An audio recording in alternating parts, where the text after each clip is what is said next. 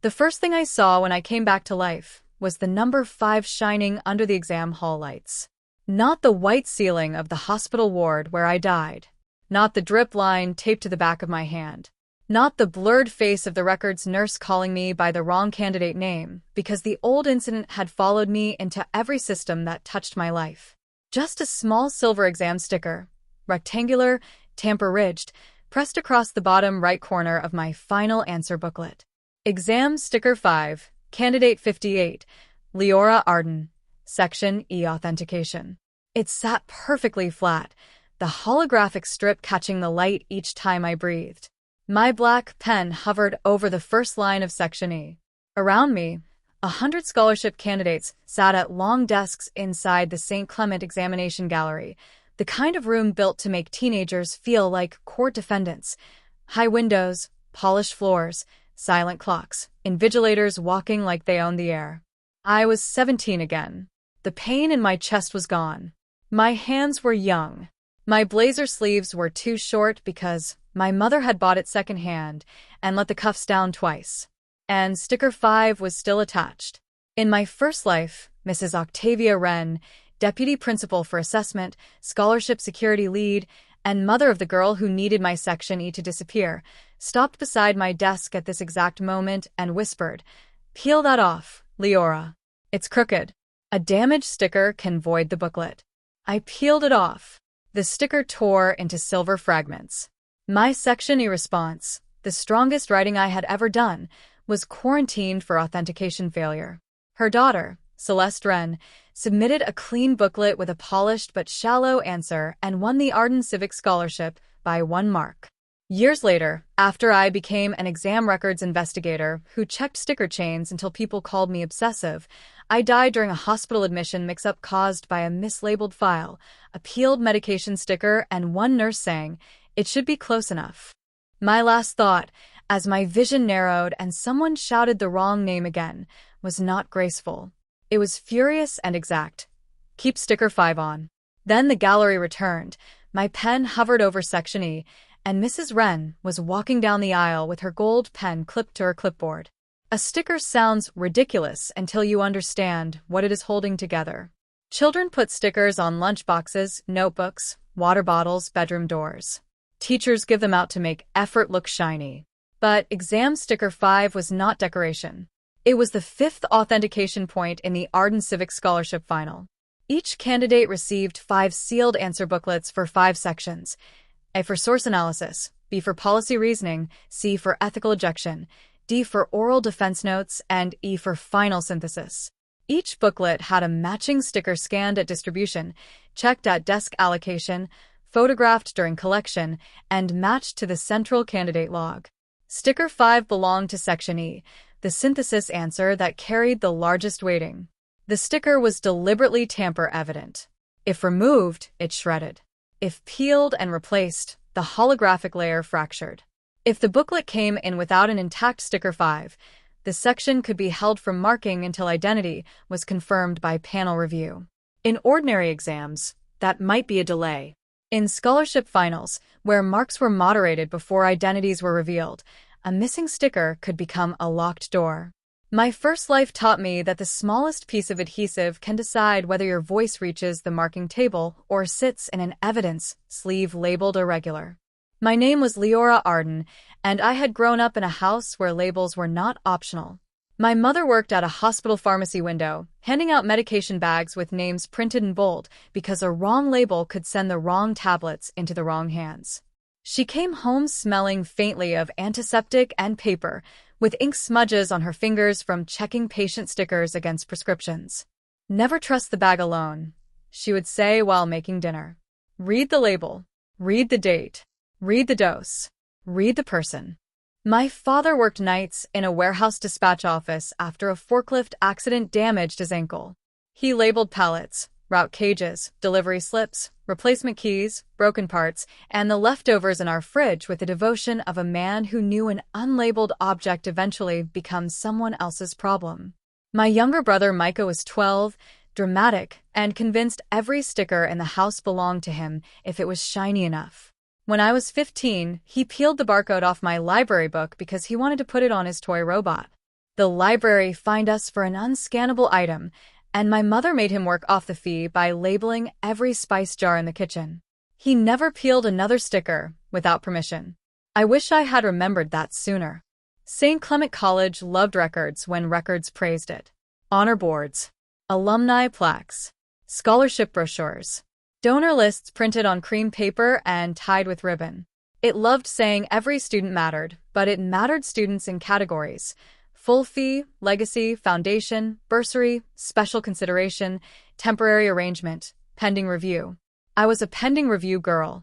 My fees were covered by a patchwork of bursary support, deferred payments, and my mother's ability to turn one grocery shop into 8 dinners. Teachers called me bright. Administrators called me resilient.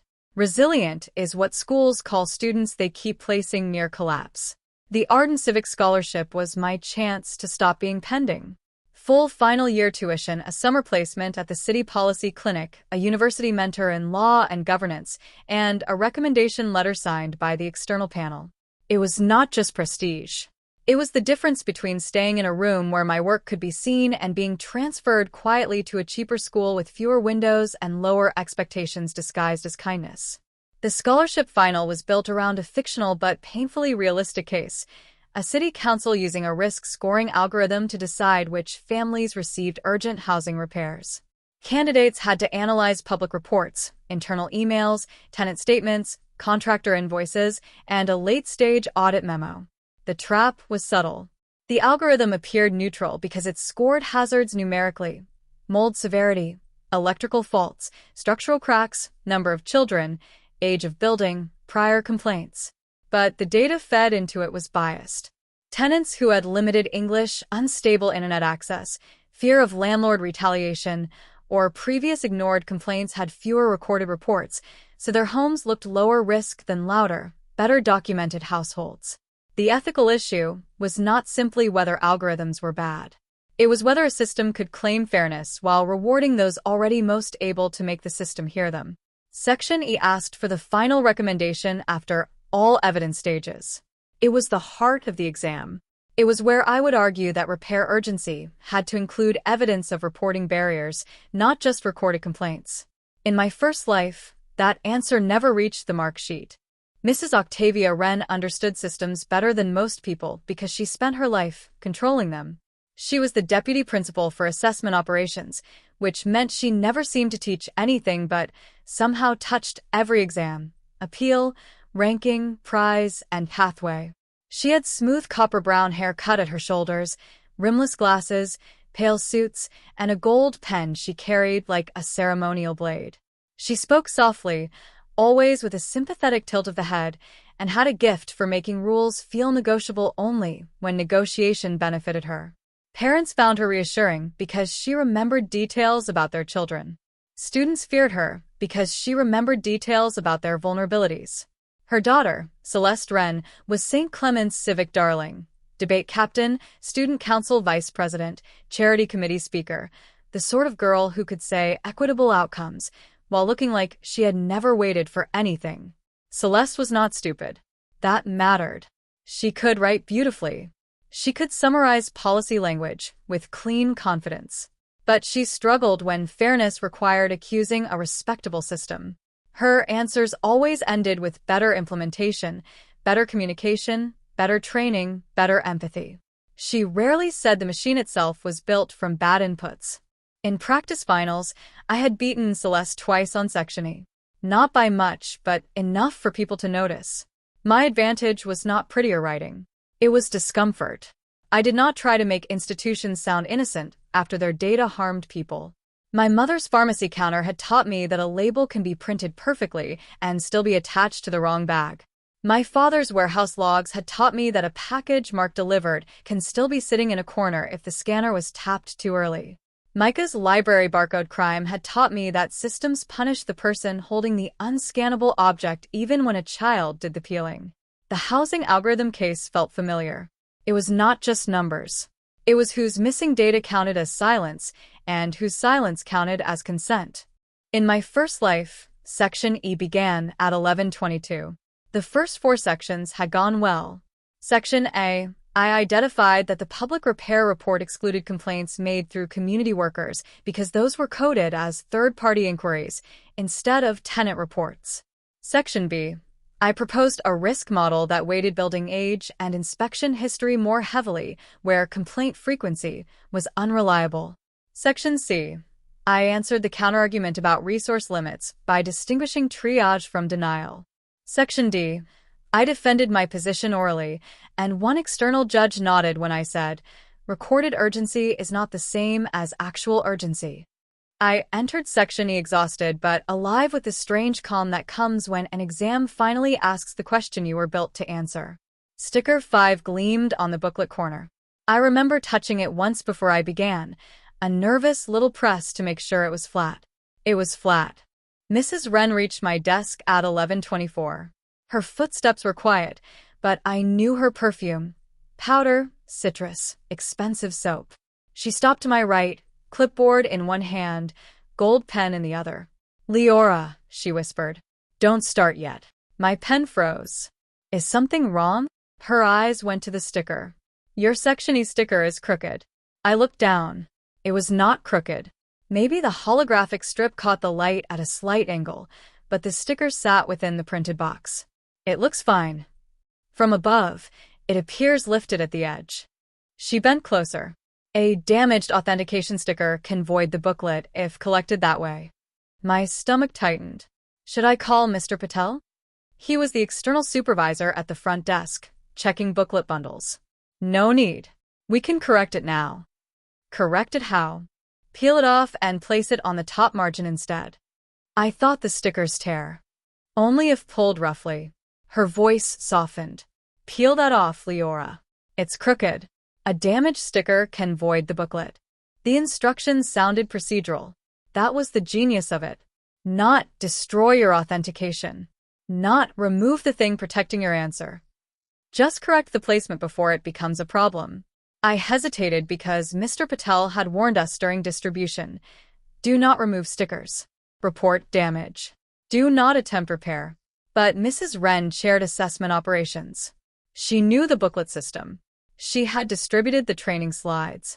"If I peel it, won't it show tampering?" I whispered. "Not if you do it gently." She clicked her gold pen once. "We do this all the time before collection." That was a lie, but it came dressed as routine. "The panel is strict about sticker placement," she continued. "You do not want your strongest section held over something cosmetic." Strongest section. She knew. Of course she knew. When I still did not move, she lowered her voice further. "Your bursary renewal is attached to good standing. Your mother's pharmacy workplace partnership with St. Clement is being reviewed. Micah's literacy support application sits with my office. You are talented, Leora, but talented students still need clean paperwork." Clean paperwork. I had spent my whole life trying to keep paperwork clean enough that no one could use it to sweep us away. My fingers moved before my courage did. I pinched the sticker corner. The sound of sticker 5 tearing was tiny and horrible. A dry silver rip. The holographic strip fractured immediately. "Slowly," Mrs. Wren whispered, as if the failure were my fault for obeying physics. I tried to lift the sticker whole, but the tamper layer shredded into little reflective scales. "Oh," she said, with perfect regret. "It must have been more damaged than it looked." My throat closed. What do I do? Place the fragments in the corner and continue. I will note that the sticker was compromised before writing. She wrote something on her clipboard. I did not see what. I wrote Section E with my hands shaking, but the answer still came. I argued that the council's algorithm created a feedback loop where those least able to report were treated as lowest need, and that repair triage had to include independent inspections, community worker reports, appeal pathways, and audit flags for underreporting. I ended with, "A system cannot call itself evidence-based when it treats absence of recorded complaint as evidence of absence of harm." It was the best sentence I had ever written. Sticker 5 sat beside it in pieces. At collection, Mr. Patel stopped at my desk. Sticker 5 compromised. Mrs. Wren appeared immediately. "Pre-existing lift," she said. "Candidate attempted correction under observation." Under observation. Not instructed. Attempted. Not told. Correction. not removal. The booklet went into a clear irregularity sleeve. My section, E, was held for authentication review. Celeste's booklet, clean and intact, went into the normal marking bundle. The blind markers never saw my final answer before preliminary ranking. By the time my identity was confirmed, the scholarship panel had already moderated the top 5.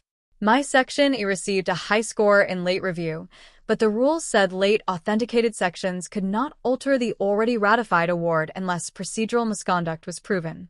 Procedural misconduct was not proven because Mrs. Wren's note said I had alerted her to sticker damage and attempted self-correction despite guidance to wait. I looked impulsive. She looked helpful. Celeste won by 1 mark. The first life after that became a long argument with adhesive. My appeal failed. My bursary reduced. My mother's workplace partnership request vanished into polite emails. Micah's literacy support was delayed, and he started pretending he hated books because it was easier than admitting he struggled with them. I left Street Clement before final year and finished at a school where the scholarship posters curled at the corners because nobody had bothered to stick them properly. I did not become a policy fellow. I became, eventually, an assessment records assistant, then an exam integrity officer, then an investigator who specialized in document chain failures. I spent years looking at torn stickers, broken seals, missing labels, peeled barcodes, swapped candidate slips, altered cover sheets, and answer booklets held hostage by tiny procedural wounds. People thought I cared about stickers too much. People who have never lost a future to adhesive often underestimate adhesive. I died because of a label, which felt almost too narratively cruel to be real. I had been admitted to hospital after an allergic reaction triggered complications with my breathing. 2 patients on the ward had similar names.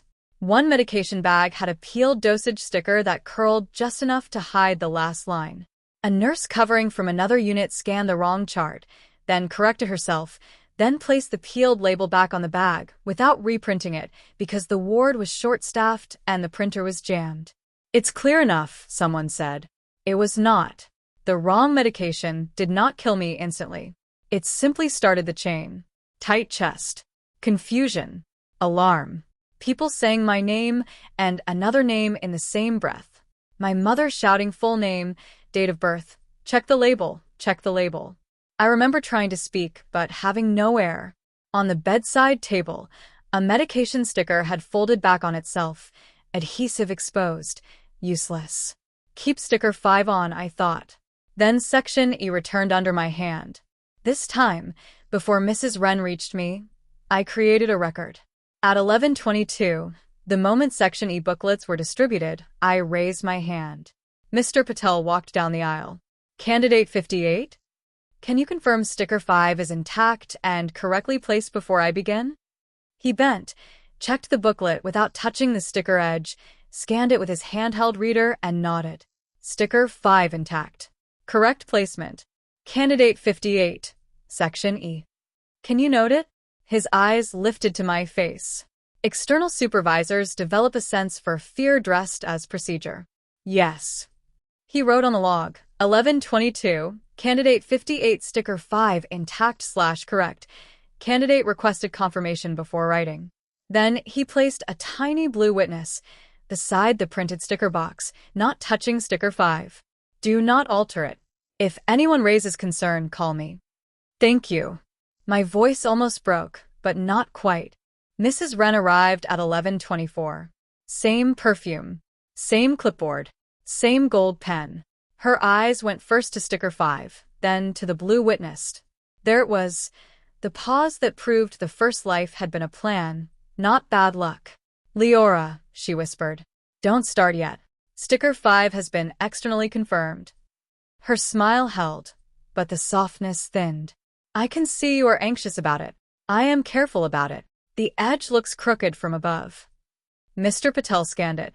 Scanner's confirm number, not presentation. He confirmed placement. It may still be interpreted as lifted during collection. Then he can interpret his own log. Her fingers tightened on the gold pen. Peel it off and move it to the top margin. No, the word was small and flat and perfect. Her eyes cooled. "Leora." "No." A damaged sticker can void the booklet. Removing an intact sticker will damage it. Do not argue procedure with me. Then don't ask me to break it. She leaned closer, voice dropping into the first life pressure. Your family cannot afford an authentication irregularity. Exactly. Your bursary is not under sticker 5. Your mother's partnership is not under sticker 5. Micah's literacy support is not under sticker 5. You are making yourself vulnerable. No. I am leaving the authentication intact. A candidate 2 desks away stopped writing. Mrs. Wren noticed. Her smile returned, colder. You are creating unnecessary attention. The sticker is doing its job. She reached toward the booklet. Not dramatically. 2 fingers angled toward the corner, as if she meant to smooth the sticker herself. I placed my palm lightly over the bottom margin, not touching the sticker, but blocking access. Please do not touch my authentication sticker. Her gold pen clicked. I was going to flatten it. It is flat. Move your hand. I raised my other hand. Mr. Patel? The aisle heard me. The gallery changed. Pen slowed. Heads lifted. Mrs. Wren's fingers stopped above the booklet. Mr. Patel arrived quickly. Issue. I said clearly, Mrs. Wren is instructing me to peel off sticker 5 and move it. His face changed. Not dramatically. Professionally. That was worse for her. No candidate is to remove an authentication sticker. Mrs. Wren gave a soft laugh. I was advising correction of a possible lift. Sticker 5 was confirmed intact and correctly placed 2 minutes ago. From this angle, external confirmation stands. He looked at me. Candidate 58, continue writing. Do not alter sticker 5. Then he turned to Mrs. Wren. Internal staff are not to touch candidate authentication materials. She smiled as if he had said something charming. Of course. But her grip on the gold pen shifted. The barrel bent slightly under her fingers. I wrote section E like a door had opened under my ribs. Not quickly. Clearly. The first paragraph rejected the false comfort of recorded complaints. The second explained how reporting barriers distort algorithmic risk scores. The third proposed independent inspections triggered by building conditions, tenant demographics, and prior landlord noncompliance rather than complaint volume alone. The fourth addressed resource limits without letting scarcity become an excuse for biased triage. The fifth stated the ethical principle I had carried from my mother's pharmacy window to my father's dispatch labels to Micah's stolen library barcode. Systems must not treat missing records as missing harm when the system itself made recording difficult. I wrote the final sentence again, this time with sticker 5 hole beside it. A fair repair system must measure danger, not merely the administrative visibility of the people living inside it. My hand did not shake. The sticker stayed flat. The collapse began during collection. Mr. Patel collected my booklet personally. Candidate 58, Section E, sticker 5 intact. He scanned it. Green beep. He photographed it. He placed it in the standard marking bundle, not the irregularity sleeve. Mrs. Wren stood 3 meters away, watching. Celeste's booklet came next. Sticker 5 intact. Scan green. No issue. For a moment, the room looked ordinary. That is how systems protect themselves. Ordinary surfaces over exposed wiring. Then Mr. Patel opened the authentication audit because he had logged Mrs. Wren's attempted instruction. The top candidates waited in the gallery while the external panel reviewed answer booklet scans. I sat with my mother, who had come after my message. Kept sticker 5. Wren tried. External saw. She wore her pharmacy cardigan, and the face she used when a patient insisted a label said something it did not.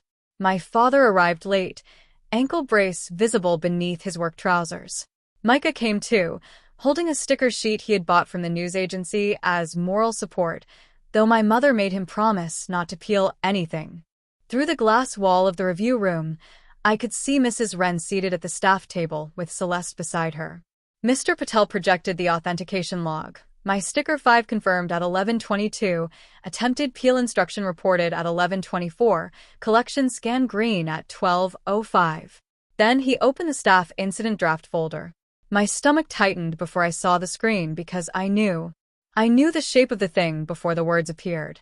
There it was, a draft irregularity note created from Mrs. Wren's account at 11:18, for minutes before Section E began. Candidate 58, Section E Sticker 5 appears lifted/damaged, if compromised, sleeve for late authentication. Candidate may attempt self-correction. 4 minutes before distribution. Before she saw my booklet. Before I touched the sticker. She had prepared the wound before asking me to bleed. Professor Imani Ren, the external ethics judge, leaned forward. She said something I could not hear through the glass. Mrs. Wren answered with her usual calm. Mr. Patel clicked to the next file, Celeste's practice outline. A note in the margin, also from Mrs. Wren's account, read, "If Leora's Section E held, threshold likely drops." Celeste's synthesis must emphasize balanced implementation, avoid over-accusing algorithm. My mother made a sound beside me. Not loud, not quiet either. Micah whispered, "That's cheating." My father said, "Yes." Mrs. Wren's gold pen moved in her hand. She clicked it once. Twice. Then Professor Wren must have read the draft line aloud, because Mrs. Wren's lips parted and the pen stopped clicking. She pressed the tip against her notepad, perhaps to write, perhaps to regain control through the ritual of ink. The barrel cracked. The sound reached us faintly through the glass, a sharp plastic snap. Her gold pen broke in half under her grip. The front piece dropped onto the table, ink spreading across the margin of her own notes. She stared at it. Celeste flinched. The room went still. Her pen had signed too many quiet corrections in too many margins. This time, it signed nothing. It snapped. Professor Wren clicked to the next slide. Celeste's outline. The margin note.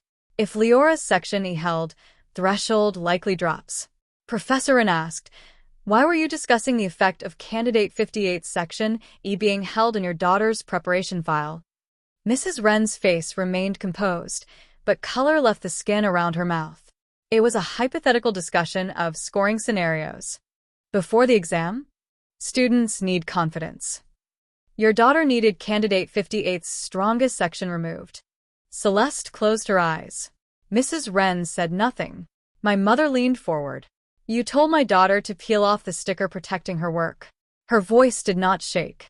"You knew exactly what that would do. No one told her to be quiet.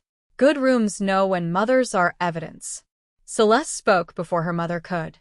"I knew about the threshold note," she said. The room turned. Mrs. Wren's head snapped toward her. "Celeste." "No," her voice shook, but she kept going. "I knew Mum thought Leora's Section E would beat mine. I didn't know she would tell her to peel the sticker off."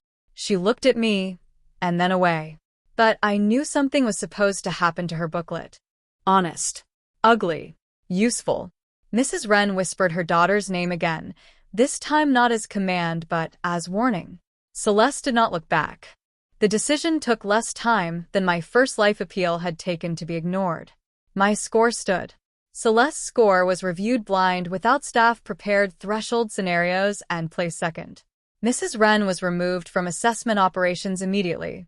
The official findings later stated that she attempted to induce a candidate to remove an intact authentication sticker, referenced family vulnerabilities in a coercive context, prepared a candidate-specific irregularity note before any irregularity existed, and used her staff account to create strategic scoring notes for her daughter. The report did not say she intended to erase my strongest answer. Reports prefer not to use words that sound like intent unless intent signs its full name in black ink. But it said enough. Sticker 5 stayed on. Section E counted. I won. The announcement happened in the examination gallery because Professor Wren insisted the correction occur where the attempt began. The long desks were cleared now. The high windows threw pale afternoon light over the polished floor.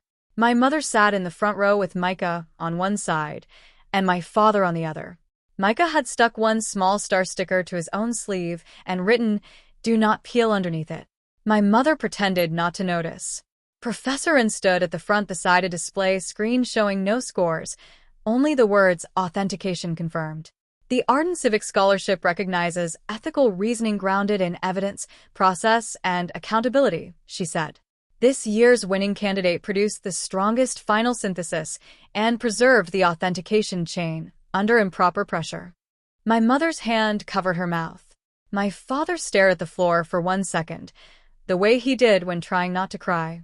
The 2026 Arden Civic Scholar is Candidate 58, Leora Arden. I walked to the front slowly, because my legs did not trust joy yet. Professor Wren handed me the certificate, the policy clinic placement letter, and a photocopy of the Sticker 5 authentication log. "Keep this," she said softly. "Your answer stayed attached to you." That sentence undid me more than the scholarship. In my first life, my answer had existed, but it had not belonged securely enough to matter. This time, it arrived with my name, my number, my sticker, my scan, my proof. I held the log against my chest. The applause moved around me like weather. Mrs. Wren resigned before the board completed its full review. Officially, she stepped down to restore trust in assessment administration. Unofficially, her gold pen had snapped over a draft irregularity note she created before the irregularity existed. St. Clement changed the rules. External supervisors alone could confirm sticker issues. Candidate-specific irregularity templates could not be created before collection. Staff with relatives in a final could not access authentication logs or scoring threshold files, and any instruction to alter a booklet sticker had to be recorded on camera with external approval. Boring reforms. Beautiful reforms. Every future Sticker 5 became harder to peel. Celeste found me in the library 3 weeks later. She looked smaller without her mother's language wrapped around her. Still polished, but tired. Her hair was tied back messily, and she carried the housing algorithm case file under one arm. "I didn't know she would go that far," she said. No hello. They never started with hello after their parents were exposed. "But you knew she wanted my section held." Celeste looked down. "Yes." "Why didn't you say anything?" "Because I wanted to win." There it was. No de quereti brimors. No softening. Just the ugly object placed on the table. I told myself your answer was too harsh anyway. That mine was more balanced. Was it? She shook her head. No. Mine was easier to like.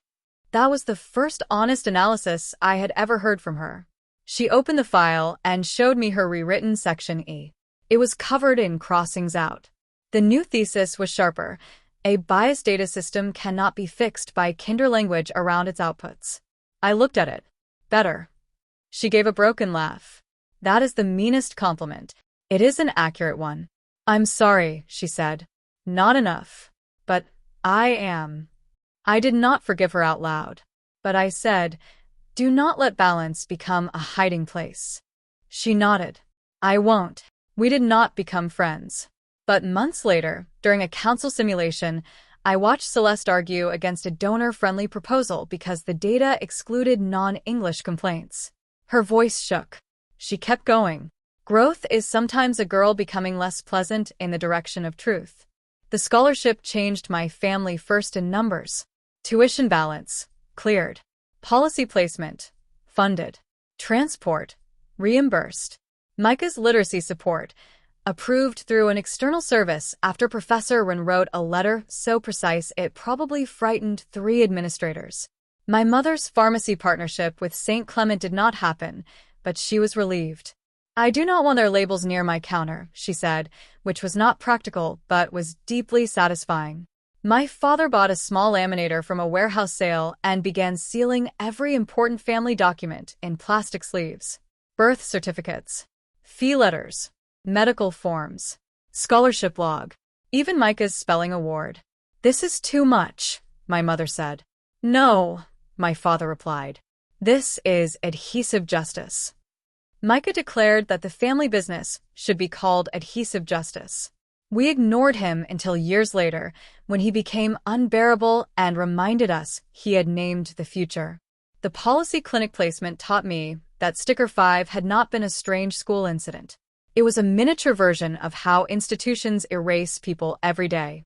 A missing form, a peeled label, a broken upload, a case number typed wrong, a tenant complaint filed under general inquiry, a repair request closed because the photo was too blurry, a disability adjustment delayed because the evidence was not attached, even though it had been attached twice. Systems rarely say, "We do not care about you." They say, Your document could not be authenticated. They say, your record is incomplete. They say, please resubmit. They say it until the deadline passes. I learned to read those phrases like warning signs. Then I learned to fight them. Years later, I became a public interest lawyer working on administrative justice and automated decision systems. My office was full of labels, tabs, stickers, stamps, folders, scans, logs, receipts, and angry notes to agencies that lost things they had no right to lose. I represented tenants whose repair requests vanished because they were submitted through community workers, students whose exam accommodations were approved but not attached to timetables, patients whose referrals were rejected under old names, workers whose injury reports were marked incomplete because a supervisor forgot to upload the photo. Every case had its own sticker 5, the small authentication point that proved the person had done what the system later denied.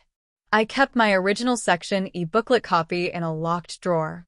On the corner of the photocopy, sticker 5 was reproduced in grainy silver gray. Still intact. Still there. The hospital label error from my first life did not kill me in the second. I know because I audited that exact medication labeling process years before the day I once died. I found peeled dosage stickers being pressed back onto bags instead of reprinted, temporary labels placed on clipboards instead of patients, and staff relying on close enough when scanners failed. I wrote a report that made the ward manager sigh like I had personally invented inconvenience. I asked her how many millimeters of peeled adhesive she wanted to defend after a medication error. The labels changed. The printers were replaced. Torn stickers required reprint, not smoothing. Similar named patients received red verification alerts. On the day I once died, I visited my mother at the pharmacy window after work. A nurse brought back a medication bag because the sticker had lifted at the corner. The pharmacist reprinted it without complaint. Nobody died. Nobody even noticed the miracle because miracles in administration look like a new label printed before harm. I saw Mrs. Wren years later at an education governance conference. Of course, she had reappeared. People like her rarely disappear. They become consultants in assessment confidence. She stood near a display booth about secure digital marking, older now, still elegant, still holding a pen. Not gold. Plain black. Sensible choice. She saw my name badge before she saw my face. I had clipped it visibly to my jacket, straight and dull and perfect. Leora Arden, she said. You've done impressive work. I keep records attached. Her smile tightened. That day at St. Clement was regrettable. Your pen snapped. Her fingers shifted around the black pen. Stressful circumstances. For sticker 5? For everyone. Not equally. Her mouth tightened. Celeste suffered after that year. Celeste learned to write a sharper Section E. You are still unforgiving. No, I said. I am still authenticated. She looked down at her pen. For 1 second, I thought she might click it. She did not. Memory had already broken the expensive one. My mother eventually opened a small forms, printing, and document help shop near the hospital bus stop. She called it Sticker 5 because our family had abandoned subtlety in favor of survival.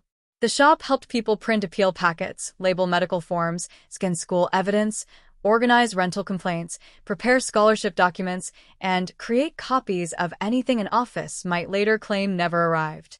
My father ran a laminating and label-making counter in the back, taking his role far too seriously.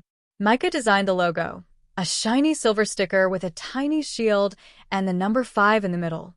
On the wall above the copier, my mother painted, "Do not peel OFF the proof that connects your work to you." People came in embarrassed by how many receipts they had saved. My mother would say, "Good.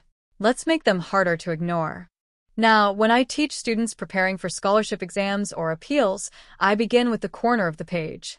Not the thesis. Not the conclusion. The corner. What identifies your work? What sticker, barcode, number, file name, timestamp, signature, or receipt attaches it to you? Who can alter it? What happens if it tears? What do you do before touching it? Students laugh at first because corners seem less exciting than arguments. I let them laugh. Then I show them cases where the corner decided whether the argument was heard. They stop laughing. The simple version is true. I was reborn. I kept exam sticker 5. She told me to peel it off. Her pen snapped. But the simple version cannot hold the silver rip from my first life, Mr. Patel's blue witness. My mother's pharmacy hands gripping the review table edge, Celeste admitting she knew my section needed to be held, the draft irregularity note created before the booklet even reached me, or Mrs. Wren staring at ink spreading from the pen she had used to write too many quiet exceptions. It cannot hold the girl who peeled a sticker because an adult made intact proof sound dangerous. It cannot hold the woman who learned that authentication is not decoration. It is survival with adhesive. If someone ever stands beside your desk and tells you to peel off the sticker, remove the barcode, detach the label, replace the seal, smooth the tag, or fix the mark that proves your work is yours, do not touch the corner. Call the supervisor. Ask for a scan. Ask for a log. Ask why intact evidence makes them nervous. Let the sticker stay ugly, shiny, crooked, boring, official, and whole. And if her pen snaps when the record shows she drafted the irregularity before the irregularity existed, do not call it revenge. Call it authentication. Keep exam sticker 5. Write the answer. Let the proof stay attached.